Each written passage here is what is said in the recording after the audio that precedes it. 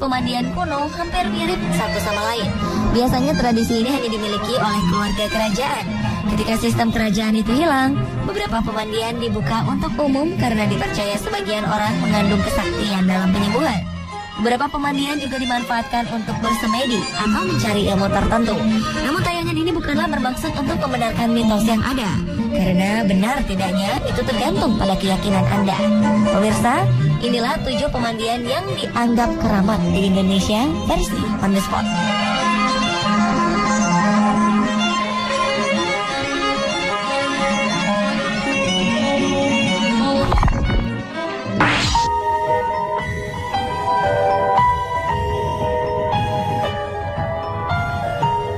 Pemandian Potri Koneng terletak di Kelurahan Banyuanyar, Kecamatan Sampang, Sumeneb, Madura. Pemandian ini dulunya merupakan pemandian Ratu Ayu Tirtonegoro. Ratu berparas cantik jelita dan memiliki kulit kuning langsat. Karena kulitnya yang berwarna kuning langsat, ratu ini dijuluki Putri Kuning atau dalam bahasa Madura menjadi Potri Koneng. Air dalam pemandian Potri Koneng ini sedikit berbau busuk, diduga karena ada kandungan belerang di dalamnya. Namun masyarakat percaya bau tersebut berasal dari Potri Koneng yang suka buang air kecil sambil mandi di pemandian tersebut. Masyarakat Madura percaya air ini dapat menyembuhkan segala penyakit kulit yang diderita seseorang. Cukup dengan menyelupkan bagian kulit yang luka, niscaya penyakit tersebut akan hilang beberapa hari kemudian. Sayangnya pemandian ini tidak terlalu diperhatikan oleh pemerintah setempat. Pagar yang mengelilingi pemandian yang juga bernilai sejarah ini terlihat kusam dan nyaris roboh. Meskipun begitu, pemandian ini masih ramai dengan pengunjung di musim liburan.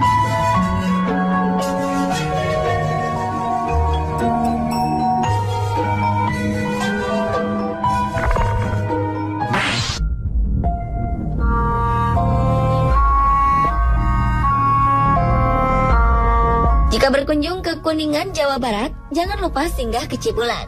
Di sana terdapat pemandian yang konon dipercaya sebagai tempat peristirahatan Prabu Siliwangi. Pemandian yang merupakan objek wisata tertua di Kuningan ini memang unik. Wisatawan dapat mandi bersama ikan-ikan yang hidup di kolam pemandian tersebut. Ikan-ikan ini dijuluki ikan dewa karena diduga merupakan jelmaan pasukan Prabu Siliwangi. Tidak pernah ada yang berani menangkap atau memakan ikan yang berasal dari kolam ini, karena dipercaya jika memakannya akan terjadi mara bahaya. Anehnya, tiap kali kolam pemandian ini dikuras oleh pengelola, ikan-ikan tersebut akan menghilang entah kemana, dan kembali lagi jika air kolam sudah terisi kembali. Kompleks pemandian ini terdiri dari 2 buah kolam. Kolam pertama berukuran 35 kali 15 meter persegi dengan kedalaman sekitar 2 meter. Sedangkan kolam kedua berukuran 45 kali 15 meter persegi dengan kedalaman 60 cm dan 120 cm.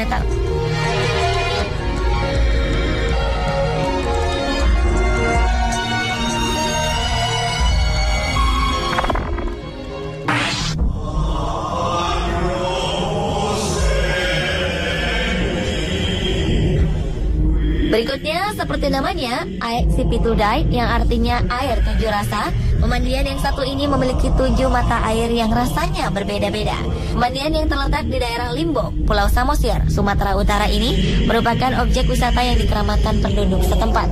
Menurut mereka, orang yang ingin masuk ke lokasi pemandian harus memiliki hati yang bersih jika tidak akan mendatangkan penyakit atau bahaya lain yang menimpa hidupnya.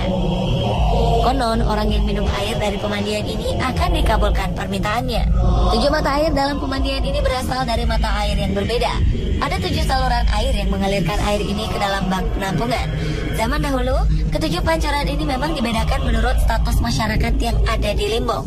Di antaranya, Pansuran Ni Dagdanak diperuntukkan untuk tempat mandi bayi yang masih belum ada giginya. Pansuran Ni Sibaso untuk para wanita manula. Pansuran Ni Ina-Ina untuk para wanita yang masih bisa melahirkan. Pansuran Ni Namar Baju untuk para gadis yang belum menikah. Pansuran Ni Pangulu, tempat mandi khusus raja-raja. Pansuran Ni Doli untuk tempat mandi para lelaki. Dan yang terakhir, Pansuran Hela, yaitu para menantu laki-laki yang menikahi putri dari marga Limbong. Walaupun sudah beberapa kali direnovasi, rasa air pada pemandian ini tetap berbeda-beda. Namun jika dibawa ke tempat yang jauh dari pemandian, air dapat berubah menjadi tawar. Aneh, bukan?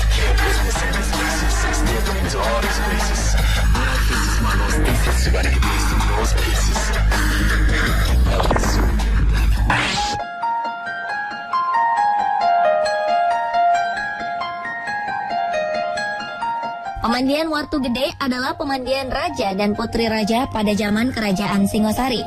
Konon kabarnya, Ken Dedes juga mandi di kolam pemandian ini.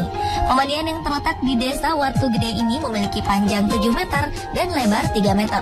Seharusnya ada 4-6 arca yang menjadi pancuran air di kolam ini. Namun yang berfungsi hanya tinggal 1. Di sekeliling pemandian tumbuh pepohonan besar yang mungkin menjadi sumber untuk menjaga debit air yang mengalir ke kolam ini, sehingga tidak pernah berhenti atau habis. Setiap bulannya, pengunjung yang datang ke tempat ini mencapai 1.000 orang. Di sudut pemandian ada sebuah sumur yang sering digunakan untuk meletakkan sesajen. Jika dilihat dari penampakan airnya, pengunjung yang datang ke sini memang bukan berniat untuk mandi. Selain untuk melihat-lihat, pengunjung juga datang untuk sembahyang atau melakukan ritual tertentu. Kebanyakan yang datang adalah wanita yang ingin menjaga kecantikannya dan menambah aura kecantikan.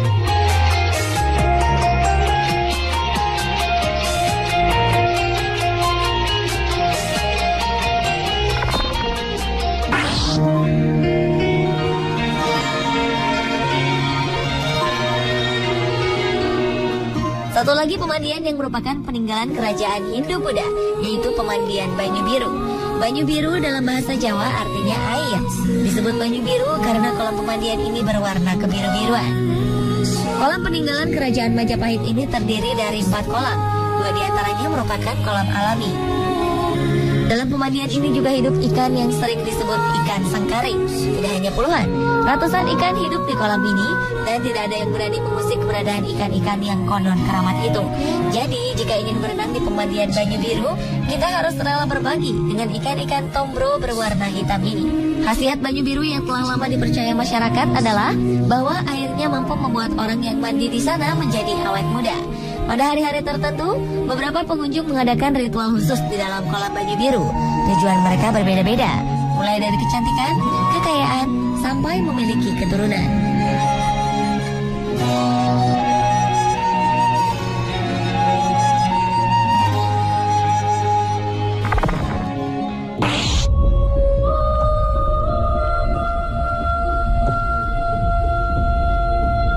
Mata air berikutnya berlokasi di Kelurahan Tegalwaton, Kecamatan Tengaran, Kabupaten Semarang, Jawa Tengah. Terdapat sebuah mata air bernama Mata Air Sendang Senjoyo. Mata air ini kental dengan cerita legenda Joko Tingkir. Diceritakan, air sendang yang biasanya tenang tiba-tiba bisa menyembur deras. Dan bila dibiarkan, kolam akan meluap karena banjir. Akhirnya dengan cepat Joko Tingkir memotong rambutnya untuk menyumbat mata air yang makin menyemburkan air. Konon rambut gondrong Joko Tingkir menjadi penyaring mata air sendang hingga air mengucur sangat jernih sampai hari ini. Kolam utama tempat Joko Tingkir bertapa kerap digunakan orang untuk mandi dan berendam sekaligus memanjatkan doa. Sayangnya lokasi Sendang Senjoyo yang begitu asri dan alami ini belum mendapat perhatian maksimal dari pemerintah maupun pengunjung yang datang. Sehingga kolam berair jernih ini mulai tercemar sampah industri dan limbah pembuangan yang dibuang sembarangan.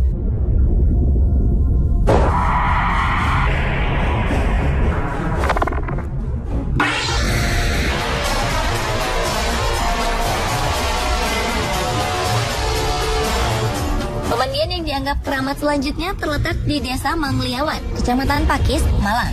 Di desa ini ada sebuah pemandian bernama Wondit. Air pada pemandian ini dipercaya bisa membuat awet muda. Konon nama Wondit berasal dari kata Wondito yang artinya pendeta. Dahulu kala masyarakat suku Tengger mengambil air suci dari Gunung Widodoran. Namun semakin lama akses menuju lokasi air suci sangat sulit dijangkau. Para pendeta pun bersemedi memohon kepada Sang Wang Widi. Ketika mereka bersemedi, muncullah sebuah mata air yang kemudian dinamakan Wondito. Inilah asal mula sumber air pada pemandian Wondit. Karena sumber air tersebut berasal dari doa pendeta, masyarakat percaya air tersebut juga dapat menyembuhkan penyakit, membuang sial, dan mendatangkan rezeki. Untuk meningkatkan minat pengunjung, pemandian Wondit dimodifikasi menjadi sebuah pemandian yang modern yang jauh dari kesan kuno.